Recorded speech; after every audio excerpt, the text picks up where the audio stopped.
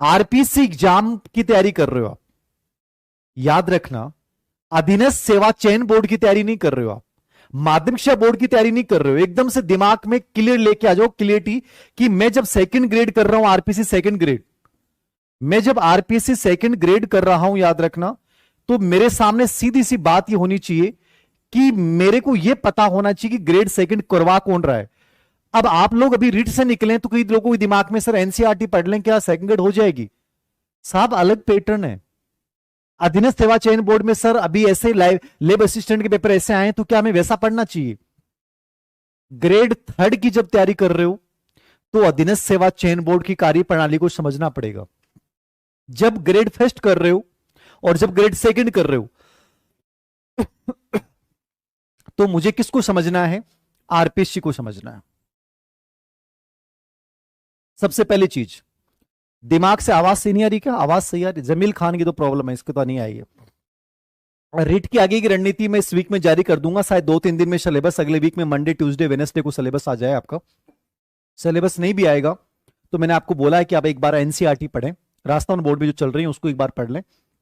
आज आरपीएससी की बात करूंगा। आरपीएससी को दिमाग में रखें, ये दुनिया जितने भी लोग आएंगे ना, सब अधीनस्थ सेवा चयन बोर्ड को लेकर चलेंगे, आपको टारगेट करेंगे। मत मूर्ख मत बनो, झूठा अनुगमन मत करो। याद रखना, सही तरीके से चलोगे ना तो जीत जाओगे। मैंने पूरा पेपर एनालिसिस किया है, 7 घंटे मैंने दिए हैं।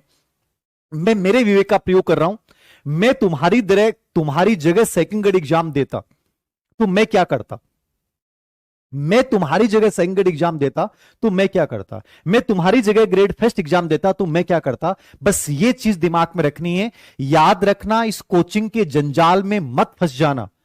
मैंने जिस दिन आलोचनाएं की ना मैराथन की, कोचिंगों की, मेरे पास बड़े बड़े लोगों के फोन आए कि आप कोचिंग्स की क्यों आलोचना कर रहे हैं। तो मैं तो आप लोगों का सबका वो हो गया, सबकी नजर में आ गया। कोचिंग वाले वैसे कर रहे हैं, तुम लोग वैसे कर रहे हो। मतलब सच को सच बोलना सबसे बड़ी बुराई है आज के समय में, याद रखना। सबने कहा कोचिंग के खिलाफ कैसे बोल रहे हो, बड़ी बात है। आरपीएससी एग्जाम की तैयारी मैं कर रहा हूं, किसी के भरोसे मत रहना। सबसे पहले मैंने आरपीएससी सेकंड ग्रेड का सिलेबस देखा और सिलेबस मैंने निकलाया। ठीक है, सिलेबस को मैं अपने रूम में चिपकाऊंगा, मैं अपनी किताब के सामने लगाऊंगा।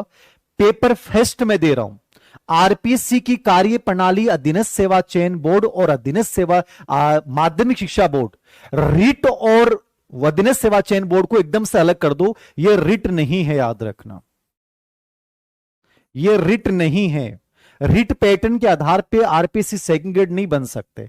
आरपीएससी की एग्जाम का सीधा सा फंडा होता है, सबसे सरल और सबसे व्यवस्थित एग्जाम आरपीएससी की होती है। अधीनस्थ सेवा चयन बोर्ड, माध्यमिक शिक्षा बोर्ड की एग्जाम का कोई लेवल ज्यादा अच्छा नहीं होता है। चौथे पेपर में आरटी 2009 पे 4 प्रश्न आ गए, जो आनुवांशिकता पे 1 प्रश्न चल रहा, दत्तक ग्रहण वाला और समवयस्क समूह वाला। ठीक है, अब ऐसे प्रश्न पढ़े किसी ने नहीं है। अब आंसर की में कोई कुछ बता रहा है, कोई कुछ, मैंने भी कुछ बता दिया क्योंकि मेरे सामने भी कभी आया नहीं। हो सकता है उसमें आंसर समवयस्क समूह मान लिया जाए, बाकी कुछ पता नहीं है। माध्यमिक शिक्षा बोर्ड हो सकता है तीसरा मान ले। अधीनस्थ सेवा चयन माध्यमिक शिक्षा बोर्ड में आनुवांशिकता भी 5 प्रश्न पूछ लिए। मतलब पैटर्न को फॉलो नहीं करते हैं लोग। लेकिन आरपीएससी हमेशा एग्जाम पैटर्न, यानी सबसे इंपॉर्टेंट होता है एग्जाम पैटर्न। अब यहां आपको इस समझ बनानी है एग्जाम पैटर्न क्या है। सेकंड ग्रेड की मैं तैयारी कर रहा हूं, मैंने सबसे पहले सिलेबस निकाला, सिलेबस का मैं एनालिसिस कर रहा हूं। फर्स्ट पेपर जो मेरा है वो कितने नंबर का है? 200 नंबर का। फर्स्ट पेपर कितने नंबर का है? 200 नंबर का है। कितने क्वेश्चन है? 100। क्वेश्चनों की संख्या कितनी है? 100। और इनमें से आपको मैं डिवाइडेशन बताऊं, जो मैंने पेपर का एनालिसिस किया है, किस पार्ट को कैसे देख के जाना है, समझ बनाइएगा। याद रखना, किसी कोचिंग की ताकत ही नहीं है जो तुम्हें सेकंड ग्रेड में जीके में तुम्हें ऐसा मैटर दे दे तुम कर जाओ। नहीं, जब तक अच्छी किताबों को ढूंढोगे नहीं और तराशोगे नहीं, याद रखना, तब तक नहीं बन पाओगे। ये याद रख लेना, कान खुल के मेरी बात लिख लेना। आलोचनाएं करेंगे लोग, ट्रोल करेंगे, फिर खड़ा हूं सच्चाई पे और फिर मुंह बोल के खड़ा बोल रहा हूं, सिलेक्शन सेल्फ स्टडी से होगा, बाकी नहीं होगा। चाहे जितने ऐड कर लेना, जितने कुछ कर लेना, याद रखना सिलेक्शन सेल्फ से ही होगा। कैसे करना है? 200 नंबर का है, 100 क्वेश्चन है। सिंपल सी बात है, कौन से पार्ट से कहां से प्रश्न आ रहे हैं पूरा दिमाग में खाका तैयार कर लो। कहां से प्रश्न आ रहे हैं, कहां से प्रश्न आ रहे हैं, याद रखना। 100 प्रश्न आएंगे।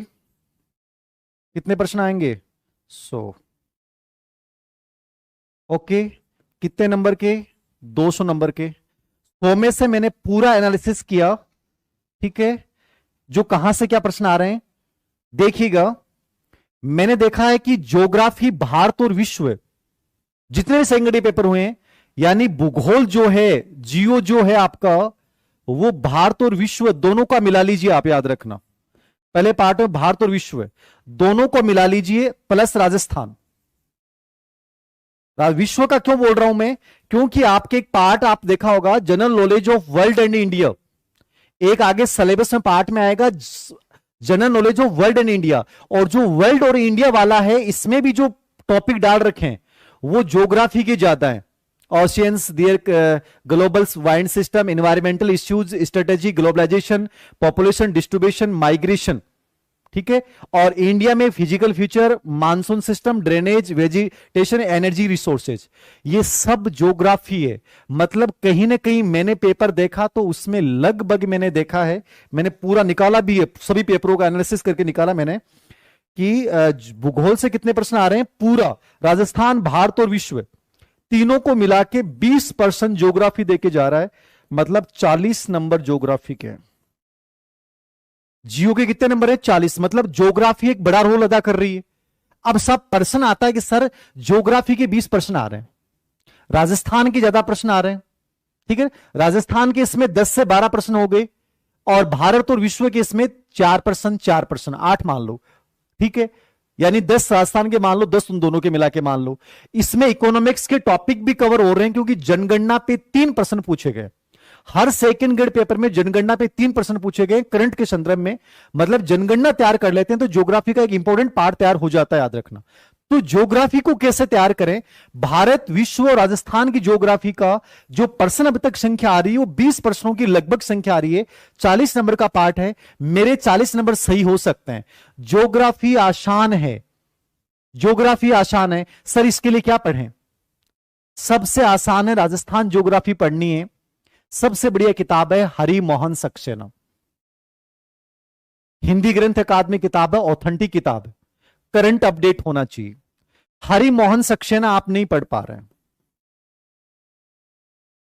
हरि मोहन सक्सेना आप नहीं पढ़ पा रहे हैं, सर नहीं पढ़ी जाएगी, ठीक है।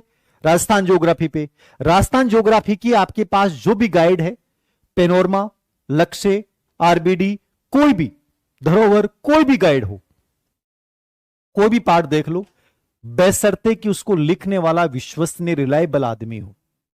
पहली प्राथमिकता देनी है हरि मोहन सक्सेना को, 1 नंबर पे। हिंदी ग्रंथ अकादमी किताब है, बाद में आपके मर्जी आए वो गाइड पढ़ लो, और चलो गाइड नहीं पढ़ना चाहते हो, सबसे बेस्ट ऑप्शन है 6 से लेके 10th तक की यदि आप राजस्थान एनसीईआरटी बोर्ड की किताबों को तैयार कर लेते हैं, स्पेशली भारत और विश्व की ज्योग्राफी के लिए। भारत और विश्व की ज्योग्राफी के 8 प्रश्न आने हैं आपके सामने। यदि इसको आप एनसीईआरटी से तैयार कर लेते हैं, इससे आपका सब्जेक्ट भी तैयार हो जाएगा। चलो एनसीईआरटी आप नहीं पढ़ पाते हैं, इसमें एक बेहतरीन किताब है महेश वर्णवाल। इस किताब को मैंने बहुत पढ़ा था आरएस के टाइम में, और मेरा ज्योग्राफी में प्रश्न कभी गलत नहीं हुआ, ईमानदारी से याद रखना हो। जबकि ज्योग्राफी मेरे कभी नहीं रही, कभी ज्योग्राफी नहीं रही। लेकिन साहब याद रखना, जब सर पे बोझ पड़ता ना, और जब किसी चीज को प्राप्त करने की बहुत गजब का जुनून होना, आप रास्ते अपने आप तलाश लेते हो। तुम लोग कहते हो ना कि सर समझ में नहीं आ रहा, समझ बनाई जाती, याद रखना। मुझे कोई नहीं बताने वाला था कि ज्योग्राफी कहां से पढ़नी है। मैंने प्रतियोगिता दर्पण का अतिरिक्तांक पढ़ा, मैंने महेश वर्णवाल की किताब पढ़ी। मैं अपने स्कूल में 6ठी से लेके 12वीं तक की जितनी भी किताबें आती थी, उनको 10वीं तक किताबों को मैं खुद पढ़ाता था क्लासों में जाके, ताकि मेरी ज्योग्राफी तैयार हो जाए। और 11वीं 12वीं की ज्योग्राफी किताब मैंने बाहर से ली, और उनसे कंपेरेटिव करते मैंने देखा कि महेश वर्णवाल एक बेस्ट किताब है। और मैंने देखा कि ज्योग्राफी के पर्सन आरएस में उससे बाहर कभी नहीं आए। वही पार्ट आपके यहां डाल रखा है, यही आपके फर्स्ट ग्रेड में तैयार हो जाएगा, यही पार्ट आपके ग्रेड 3rd में तैयार हो जाएगा। मतलब सेकंड ग्रेड की तैयारी आप कर लेते हो तो ग्रेड 3rd की तैयारी अपने आप हो गई, एलडीसी की तैयारी अपने आप हो गई, ग्रेड फर्स्ट की भी तैयारी बहुत कुछ अपने आप हो गई। यानी हर एग्जाम की तैयारी हो गई, क्योंकि राजस्थान, भारत और विश्व तीनों का भूगोल आपको तैयार करना है। राजस्थान के भूगोल के लिए स्पेशली आपको ये चीजें पढ़नी है। याद रखना, धीर सिंह सर गलत नहीं बोलेंगे, ये रीजन है और लोग आलोचनाएं करेंगे, लेकिन आज राजस्थान में यदि सबसे अधिक टॉप रैंक वाले बच्चे सेलेक्ट हुए हैं, चाहे grade first, grade second, grade third, वो हर स्कूल में मेरे स्टूडेंट मिल जाएंगे। याद रखना, उसका रीजन यही था कि मोटिवेशन के साथ सही और ईमानदारी के साथ दिशा देना। मैंने कभी नहीं कहा कि तुम कोचिंग खोलो, व्यवसायिक संस्थानों में जाओ। मैंने हमेशा एक बात बोली है, सेल्फ स्टडी करो, अपने टास्क बनाओ, डेली के टारगेट दो, और यही जिंदगी में आगे बढ़ने का तरीका है, और कोई तरीका नहीं। याद रखना, समझ में आ गई बात। जियोग्राफी भारत विश्व 40 नंबर का पार्ट है।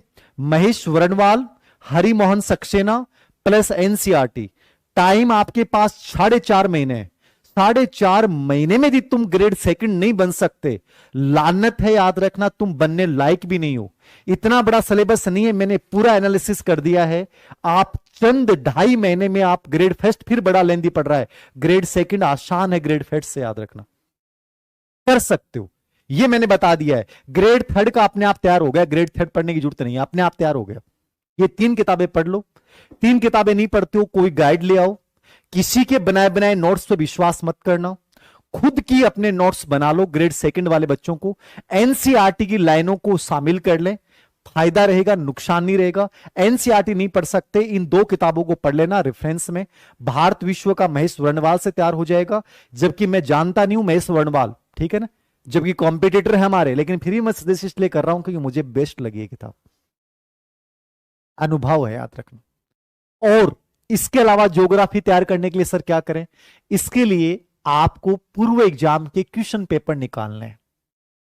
करंट को इस चीज पे ध्यान रखना है कि राजस्थान में अभी मानसून के संदर्भ में स्थितियां क्या हैं, जनगणना की स्थितियां क्या हैं, तूफानों की स्थितियां क्या हैं, अभी नदियां कौन सी चर्चित हैं, पर्वत कौन से चर्चित हैं। ज्योग्राफी और राजव्यवस्था हमेशा करंट के संदर्भ में पूछा जाता है, तो थोड़ा अपडेट होना पड़ेगा। इसलिए मैंने कहा आरएस के भी पेपर देखने हैं, आरपीएससी की तैयारी कर रहे हो, आपका लेवल अलग आएगा। अधीनस्थ सेवा चयन बोर्ड से तुलना मत कर लेना।